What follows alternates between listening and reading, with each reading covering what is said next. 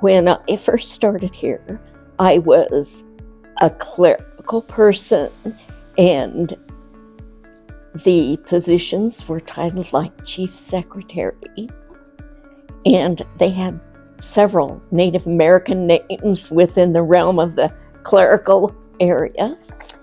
And then the position grew as UW Casper grew. I took on more responsibility, and over the years my position just evolved. It was like building your own position with what you want it to be. We would put bookcases together and use the bookcases as walls between our offices, because we would be in a classroom and there would be 3 or 4 people within that classroom. There was no privacy.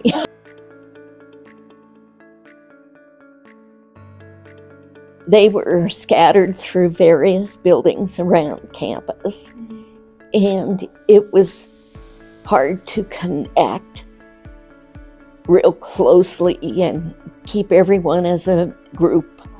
And then when the UU building was built, that brought most of us together within one building, which was really nice.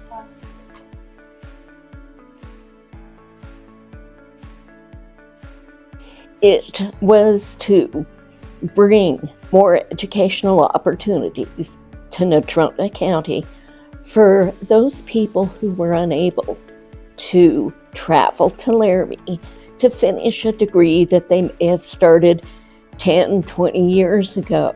And life happened. And then they wanted to finish degrees. And there was a pretty good need for it.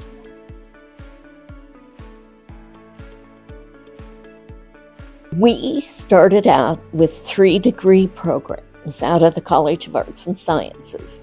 One was social sciences, the other was natural science mathematics, and the third one was humanities fine arts.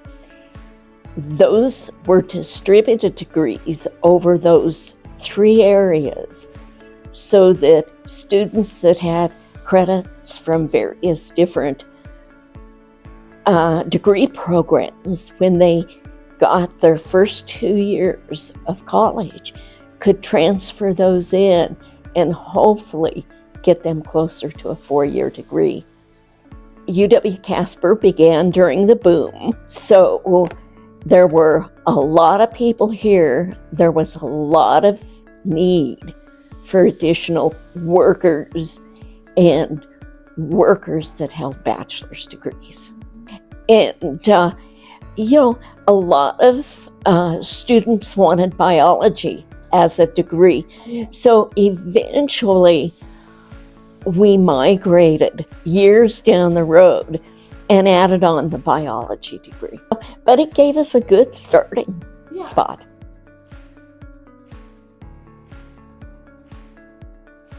He came to UW Casper in 1978. Okay, so that was 2 years into our program. The legislature formed a committee, which was kind of a 3+3 committee, which had 3 people from Casper College and 3 people from UW. And that's when they came up with this degree program. I was there. Maggie Murdoch came on a year later in 77. Pete Simpson was the first coordinator up here. He was here for 1 year. Maggie came with 2 other people. They put 2 people into the coordinator's position, Ed Flitty and Alan Vandermeulen. Well, they were both part-time, and they traveled back and forth to Laramie. They had been very good department heads, and so they brought some expertise up here, and Maggie was the assistant. So there were just 4 people the second year.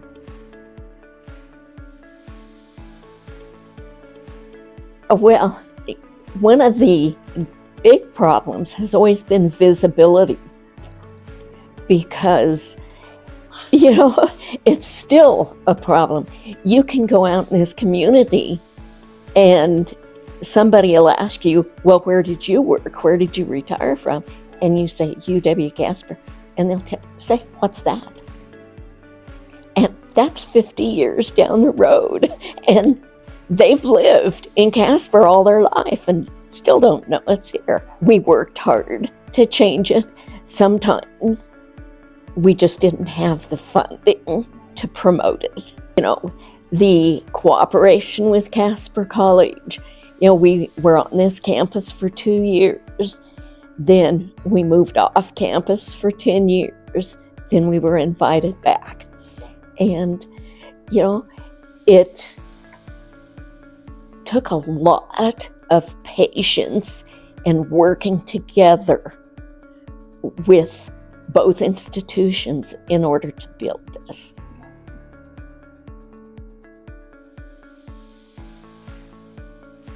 We had to continue to work with everyone at Casper College that we had worked with previously.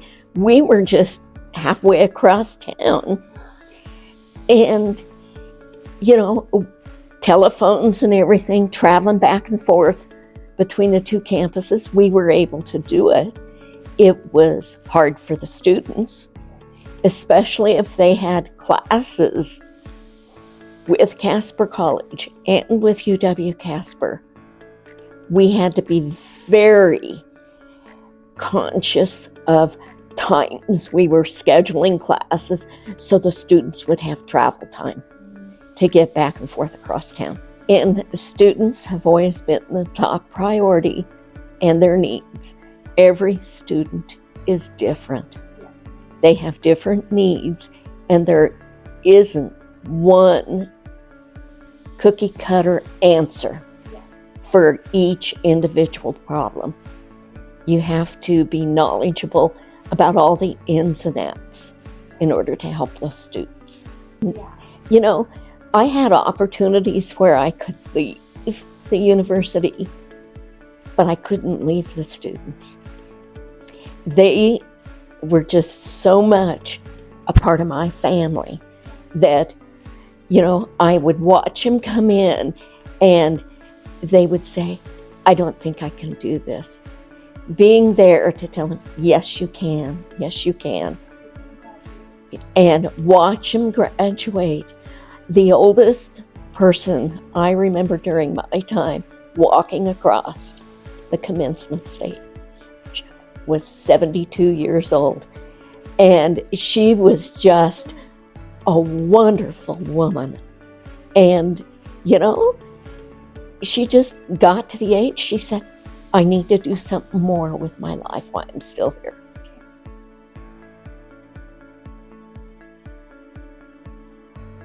$39. Oh, right. And, you know, commencement was my big baby every year. I planned it. Well, we first started out and held our commencements in Durham Hall over in the Ailey building. Our first commencements were held there until we got too big. And then we tried a few hotels, and that didn't work well.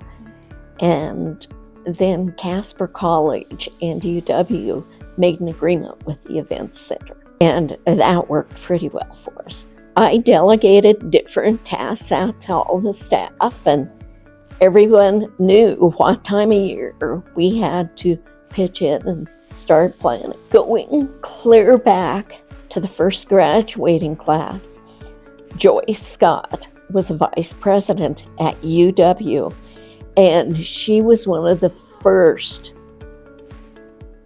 overseers from the Laramie campus of this program. So she took a script from the main campus and whittled it down. All of our wording and everything evolved from there. And over the years, we just tweaked it as needed. We worked closely with the registrar's office to make sure that they stayed in line, the president's office, and There were various people on the main campus that would go to conferences just on how to do commencements, and they come back and share with us.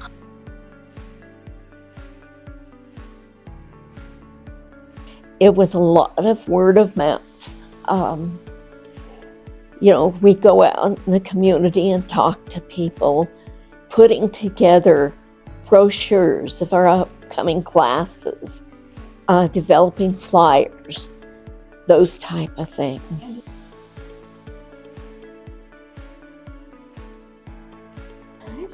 Sometimes when we were over in the Wilson building, you'd have to go perform some maintenance on the boiler system. One of my first duties every day over there was to go out and raise the flags. We had to do that. And then at night, of course, bring them down and fold them properly. So, you just took on whatever needed to be done. And, if we had an order of equipment come in, we'd sit down on the floor and we bring our tools from home and put it together. The faculty back then, we had 6 faculty in what had once been a classroom. It was divided with bookcases. There was a telephone at each end of the room. There was community telephones. We didn't have intercoms or anything. And it worked, and everyone became real close-knit.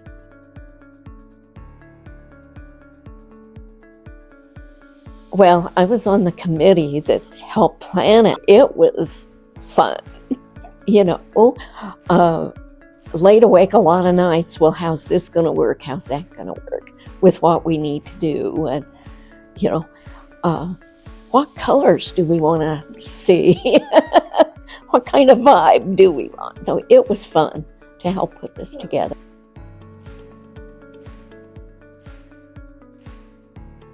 We became a part of the outreach school, and we started bringing in the audio courses.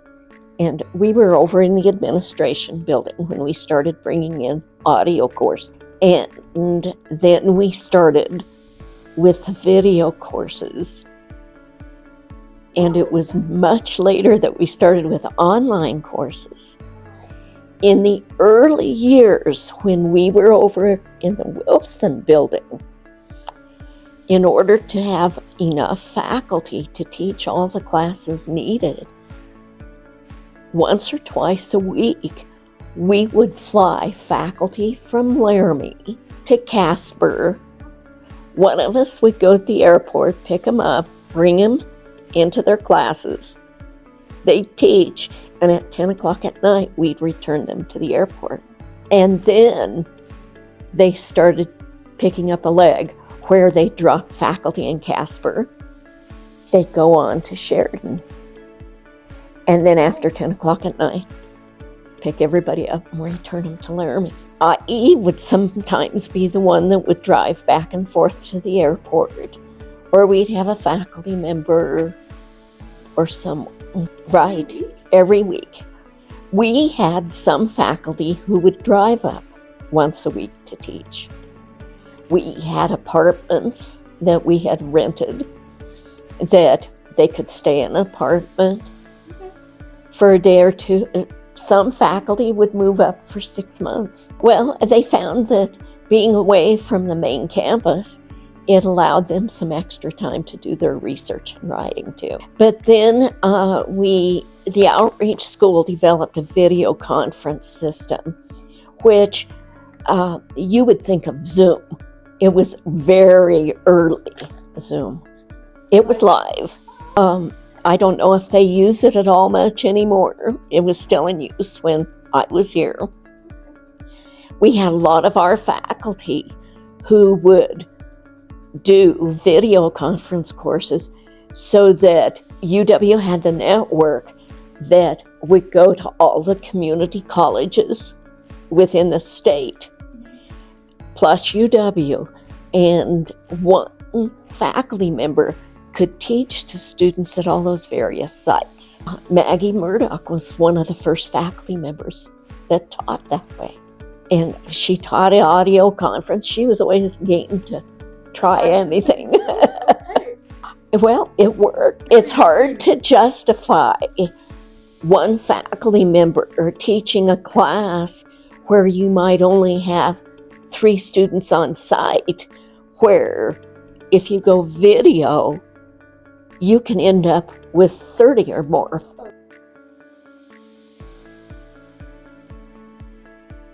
We worked hard after we got kicked out, with the visibility again. And we just couldn't get enough funding to do a lot of advertising. And we'd plot different things. Well, we could do this, we could do that. We had what we called howdy visits to Laramie. If you had to go to Laramie for a meeting, you would spend extra time in Laramie doing howdy visits, getting to know the people in Laramie, because visibility was a problem for us with the main campus as well. And over the years, faculty and staff became involved with more committees in Laramie, with staff senate, faculty senate, the registrar's office. It was very important to stay very close with the members of their staff, financial aid, student services. You just had to spread out and learn everything.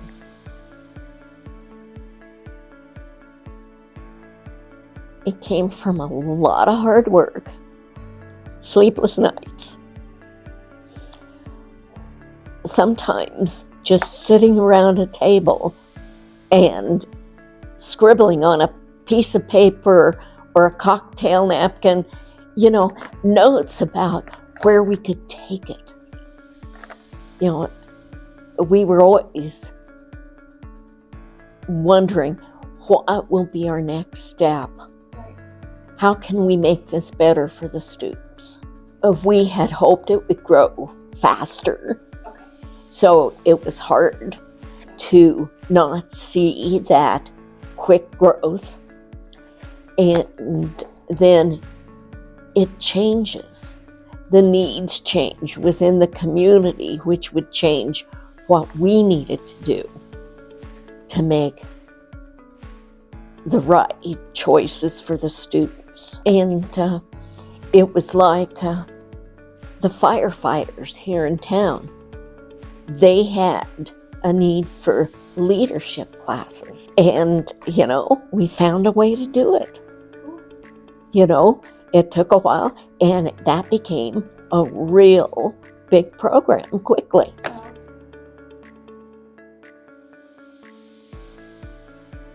Sometimes people would come to us. We would have, I remember one person that graduated with a degree through us. He earned his degree while he was a full-time firefighter. And I believe that, he was involved with the Casper College Fire Science program.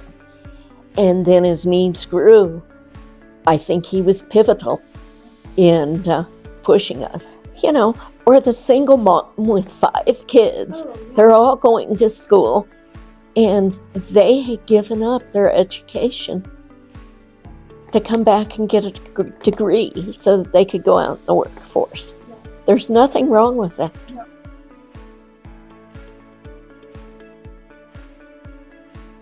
I can't believe it. I couldn't believe 40 years, and now it's another 10.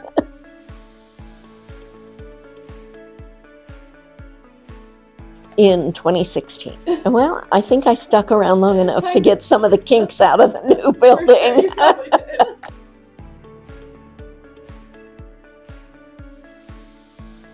We had our own mission statement. It was to provide educational opportunities and services to the students of Central Wyoming. We were there for the students. I fought many battles for students. You know, why can't that student have financial aid? I can see here. You know, let's work for this student.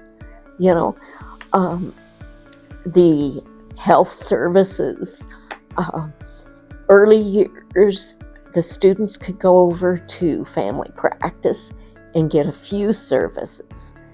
And when we came back on campus, they were able to go to Casper College and use their health services, which part of their student fees went to Casper College to help pay for some of those services. It's a good trade. Well, and we spent many hours. We take Casper College staff, UW staff, we would meet in Medicine Bow at the Virginian, and we would sit there an entire day to hammer out issues to make what we called then the cooperative agreement work, so that students were protected, faculty and staff. We did that a lot.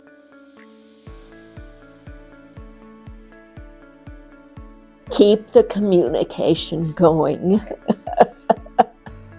The communication, the visibility. If you can become involved in the community with the Chamber of Commerce, Rotary, anything like that, that probably helps with visibility. Getting to know the various groups that UW Casper sought out for fundraising, you know, keeping some of those events going that we used to do. Being an advocate for the students, sometimes being the advocate for the faculty. I was the first staff senate personnel. It took a lot of trips to Laramie, because back then we didn't have the audio teleconferencing or the video conference, and it was once a month meetings. Early years, if we held registrations, you know, a crew would come from Laramie to do registration and financial aid. But during the late registration period, the staff here handled it. And sometimes you'd take off with Laramie with a big bag of money and drive. Or, you know, final grades in December in a blizzard. We would collect them and we would have to take them or meet someone in Medicine Bow. We didn't have a school car. You drove your own vehicle and got reimbursed. There are deadlines. You had to get those grades in, or else their financial aid for the next semester wouldn't be ready for them. So, software changes, although everyone hates the software changes, they were helpful.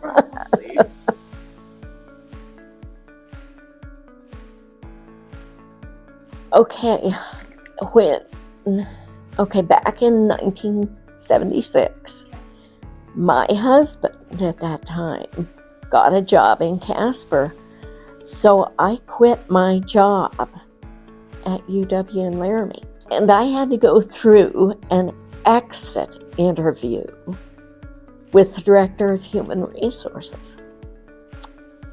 And I was in that interview and he said, Renee, there is a job opening with UW in Casper.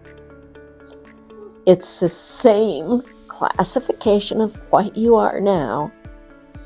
I think you should go interview for that position. And he directed me up to Casper College and Pete Simpson. And I came in and interviewed, and I only missed 3 weeks of work with the university. I was right back on their payroll. I didn't have to do too many other job interviews. And, you know, Pete was just a hoot to work with his sense of humor, and he knows everyone in the state. He just knows everyone. And the office was always busy with different Casper College people stopping by to have coffee with him. And every morning I made an urn full of coffee. And sometimes by noon we had gone through that 30 cups of coffee and I'd have to do another one because so many people would stop by. But, he just had a great personality and people at Casper College loved him. And he was with Casper College. Well, he taught history for Casper College. And then whether it was the Casper College administration or whoever recommended Pete to take the coordinator position, he was there 1 year, but it was fun. Right. And we got a start. Then he went to Sheridan College. And then he went back down to UW, became the vice president of the foundation, and he taught history down in Laramie.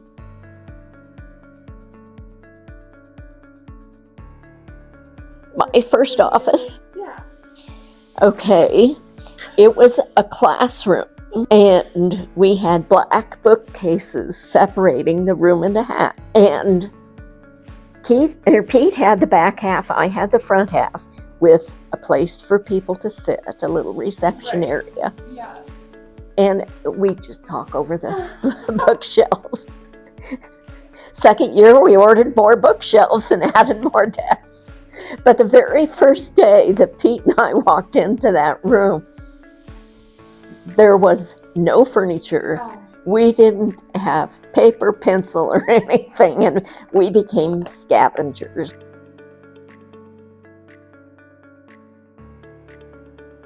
Okay, Pete taught a history class. Gail Zimmerman taught a class. Taunton Clifford taught, and Pat Boyer taught a social work class. Celeste Cogan and Lynn Cheney.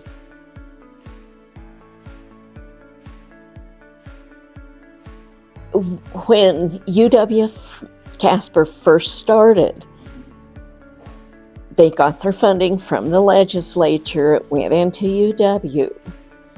And for the first couple of years, the books were kept in Laramie. And then they transferred all the budgeting up to Casper. And guess who took over as bookkeeper? I did. I learned the whole budget process with UW throughout all the years and all the different changes.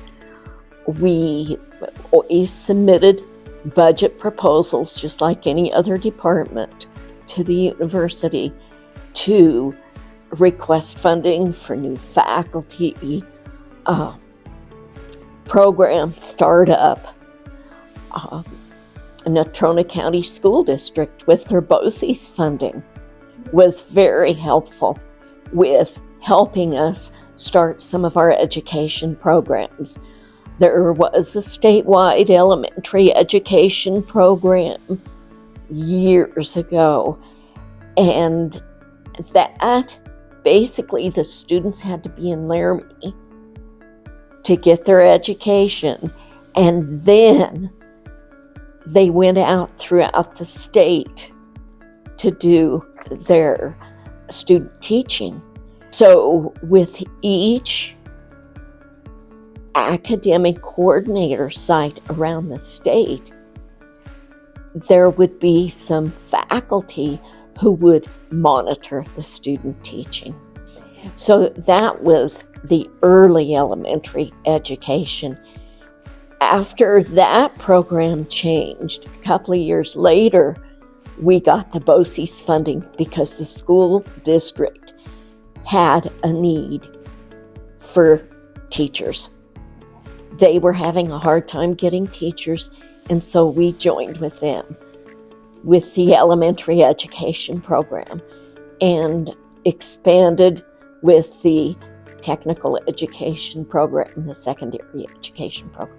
We did a program with educational administration, and And then we did special education programs. We did like 3 phases of that one. And then the counselor education program wasn't part of the BOCES. It was just UW and UW Casper wanting to bring it to Casper.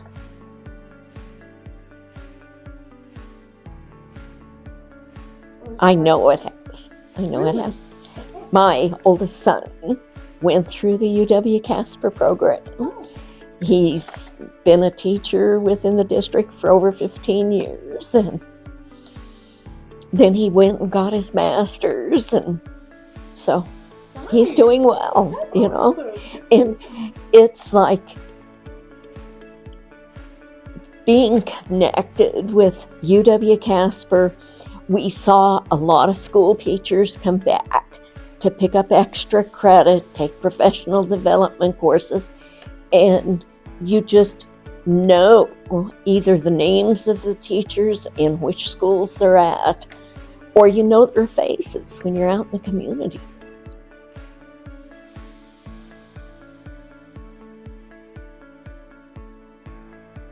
Well, you know, going out into the community, you feel proud that you were part of what they're doing. And, you know, with my children going through school, my grandchildren going through school, some of those people are still teaching, and they're teaching my relatives. So they're getting a good education. Do people recognize you in the community? Sometimes. Okay. Yeah. From UW Casper. Yeah. Yeah. Yeah. That's awesome. Well, after being here that many years, you come in contact with maybe 200 or 300 new people every year. True.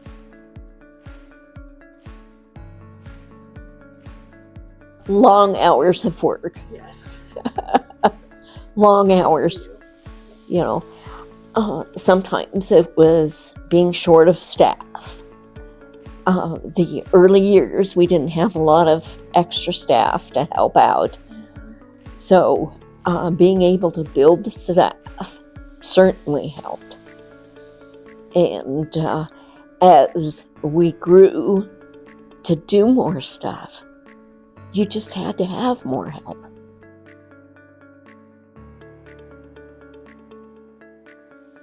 It just kind of gradually happened. Okay. Well, we're doing video conferencing. We need an instructional designer, you know. Yes. When we got really involved with computers, we got to the point that we couldn't rely on Casper College all the time, that we got our own person up here to help us keep our computers running. And I remember the very first computer for UW Casper. It was an IBM, I know that. Okay. And it was shared with all employees. Some of us were afraid of it. What's this? I want my IBM typewriter. We would just take turns, you know, and there were some faculty who were gung-ho and some that said, I'm not going to learn how to use that.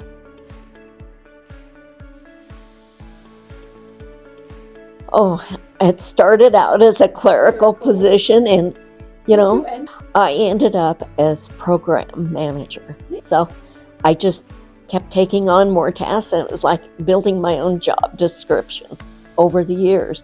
As I would get overwhelmed, I would strip things from my job description and form a new position. Wow. When we could get the funding. Right. It was always when you could get the funding.